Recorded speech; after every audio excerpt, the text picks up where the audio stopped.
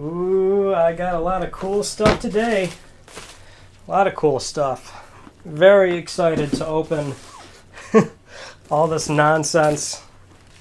All right, another collection update. Let's go.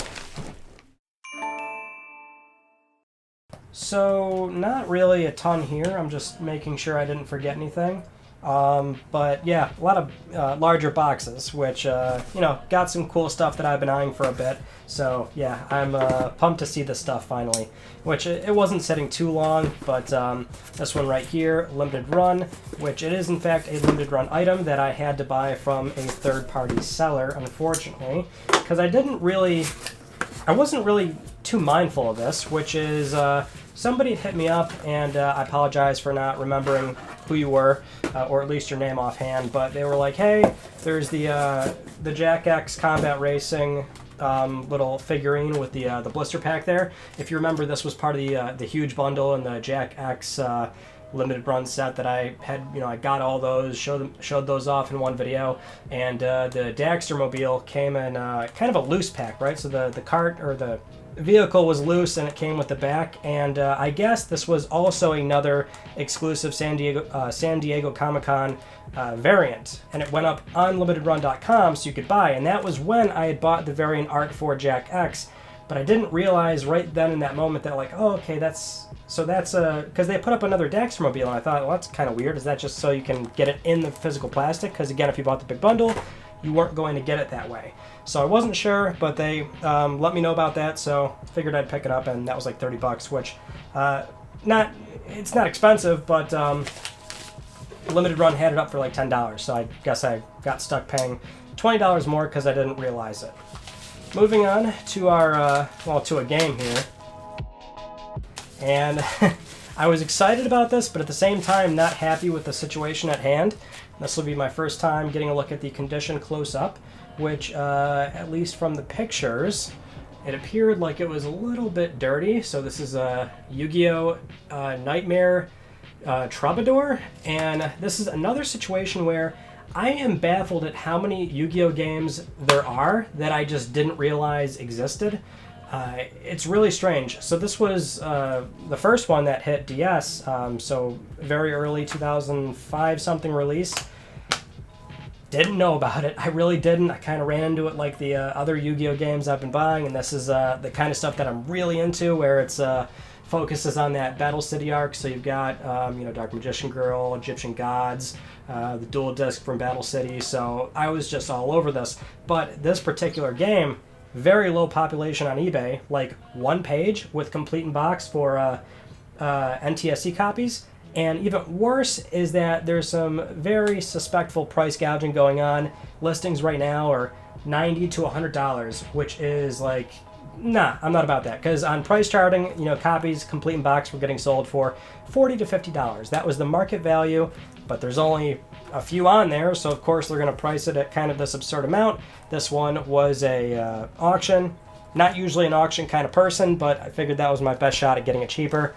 Auction ended last minute from $27 to $67 or something, which, okay, it's a little bit more than what they were going for, but I'll bite at that price. The thing is, there was another auction that ended shortly after that one, and that one ended at $35, I think.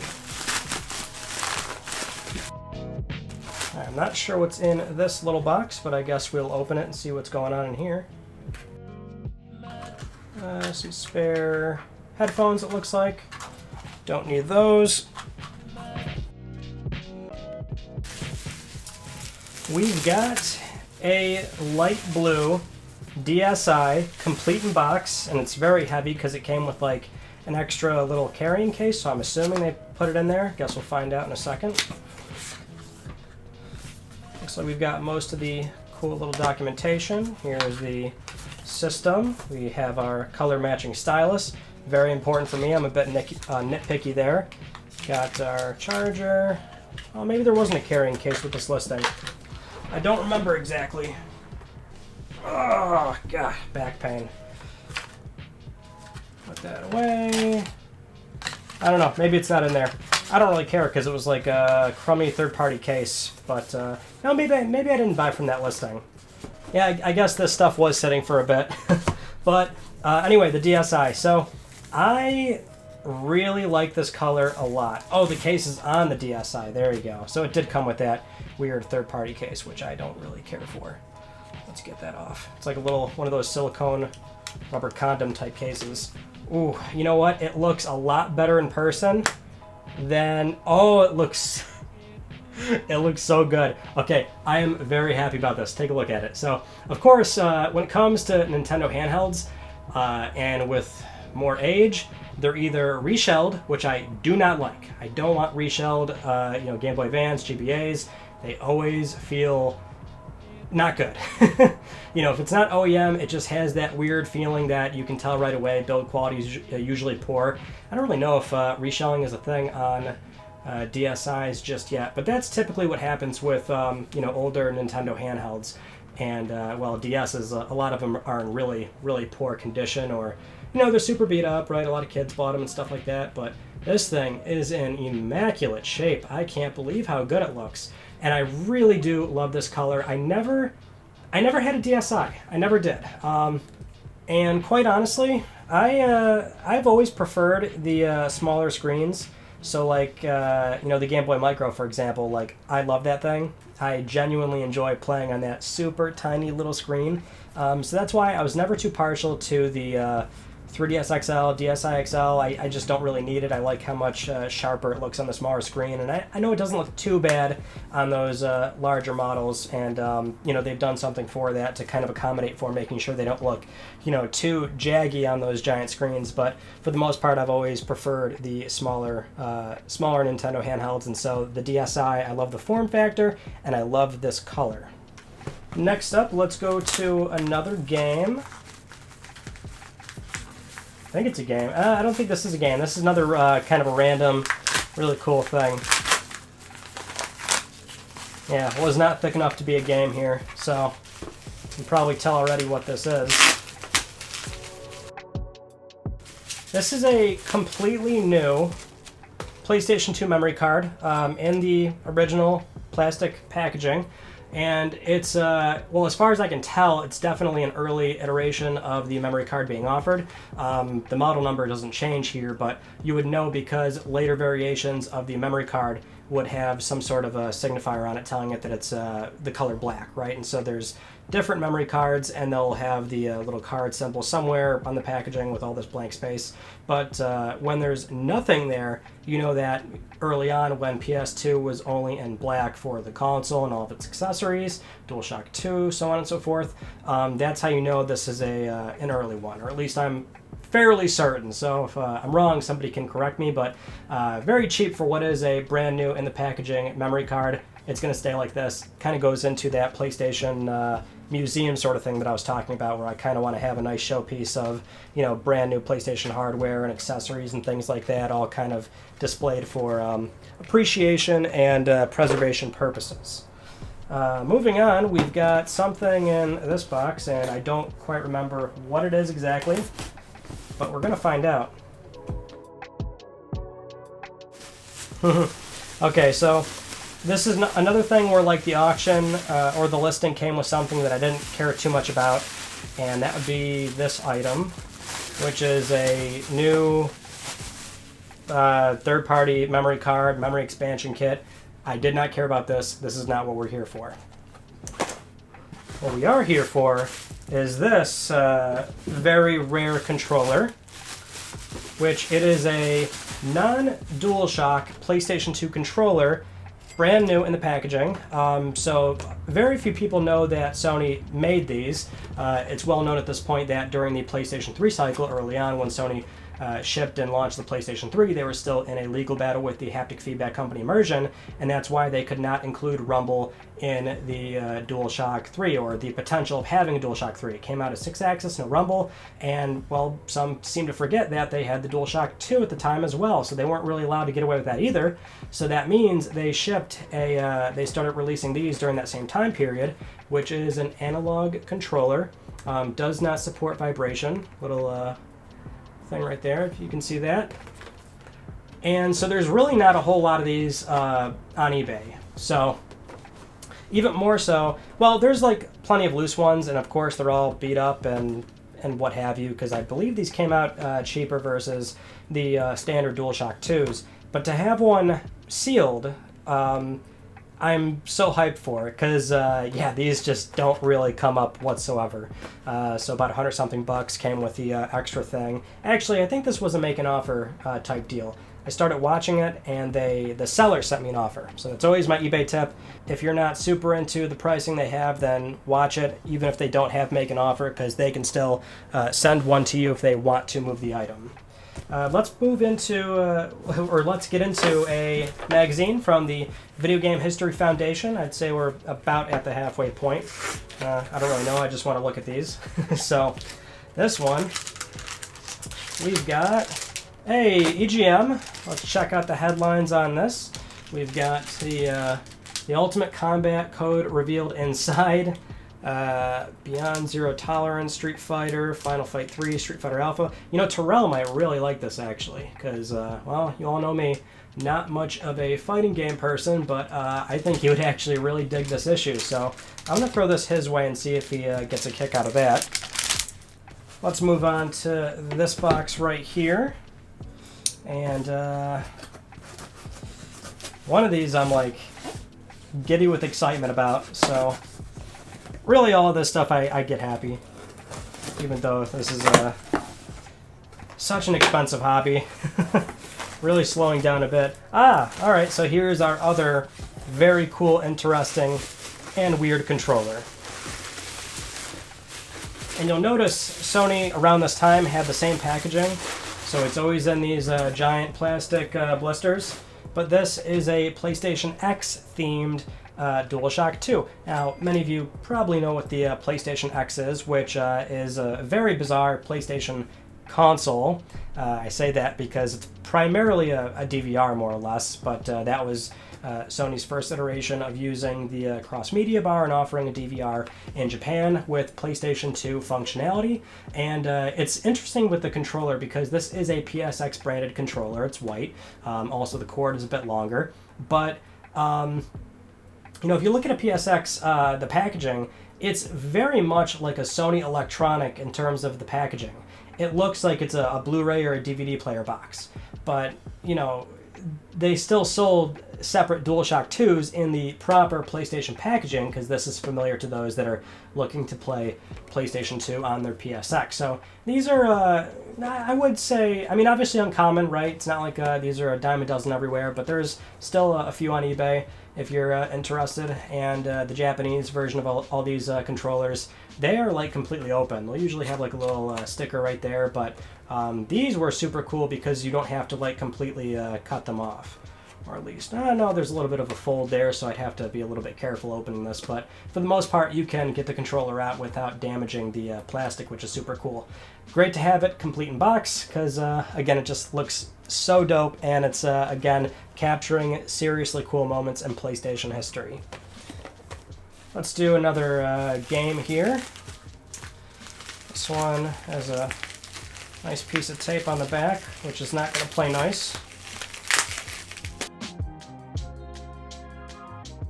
So we've got Motor Tune Grand Prix for the original PlayStation. A very nice copy, although I think, no, wow, I would assume this is a very authentic or original jewel case, because you can see the compact disc, well, I could probably barely make that out, but the compact disc logo right there. Usually, you know, these are replaced if this is completely blank, so it's got some sort of aftermarket jewel case, which most folks don't care or don't notice, but at least this might imply that it's original to some degree, but you can still find ones with these logos. Okay, we're really, we're really rambling here.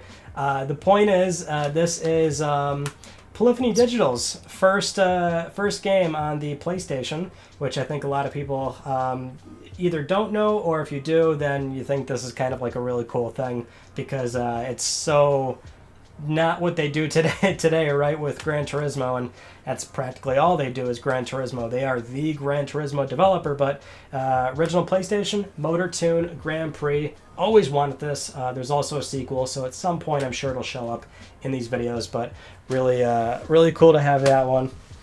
let's move on to some more boxes here. I am really curious as to where this one game is.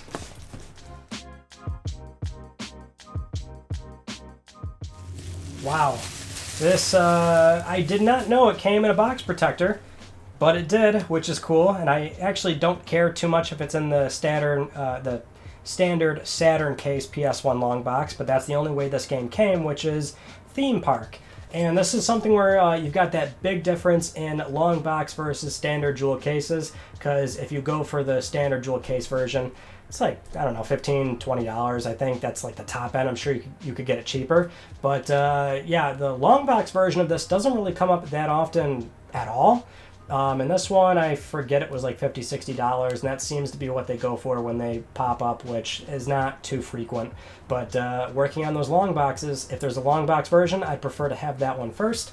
And so, great to have this. And I of course, love simulators, city builders, management games, things like that. So I actually think this is also a great game to, at some point, jump into and check out, because never played Theme Park myself personally. It's got to be this one, so, or at least I certainly hope so. And, well, box is a little bit loose here. Gotta be a little careful. I think that's it. Interesting how they chose to do this. But we've got a CIB copy of Pokemon Ruby and Sapphire. I'm not going to front, really excited for this. And it looks like we've got a genuine copy of the game. Although I'm actually not too worried about that, because I do already have a copy, but it was something where I wanted the game complete in box. There we go, focus on that. Yeah, I really love this game. I'm not going to front. And yeah, buying more complete in box GBA. I said I wasn't going to do it, but I just kind of threw that out the window, especially because this was sort of a... I'm not going to lie, I deviated a bit here because I still want to work on the mainline series, and I'm still missing a fair amount where that's going to get very costly. But this was an opportunity. So it popped up for $250-something, I don't know. It was less than what most of the other ones are listed at, which was like $300, $350, and, you know, again, like a lower volume version, so there's not really a lot of these versus even mainline complete in box. You've got a few options there, even for old ones like red, blue, yellow. Pinball doesn't come up that often at all, and I'm not really a pinball person, but this is without a doubt my favorite pinball game I've ever played. I love it, and I still go back to it every so often. And this is a lovely, beautiful copy of the game. Loving the condition, and more so, I'm loving the price I paid for this. So, very, very happy to have this, and yeah, it was deviated from the main goal here, but very excited. I think I know what this should be, and it is. It is a very nice copy of Metal Gear Solid HD Collection for PlayStation Vita. Been meaning to get this for a bit, but quite honestly, I slowed down on the Vita collecting, obviously, because when it comes to Vita, very expensive, and I've already got most of the...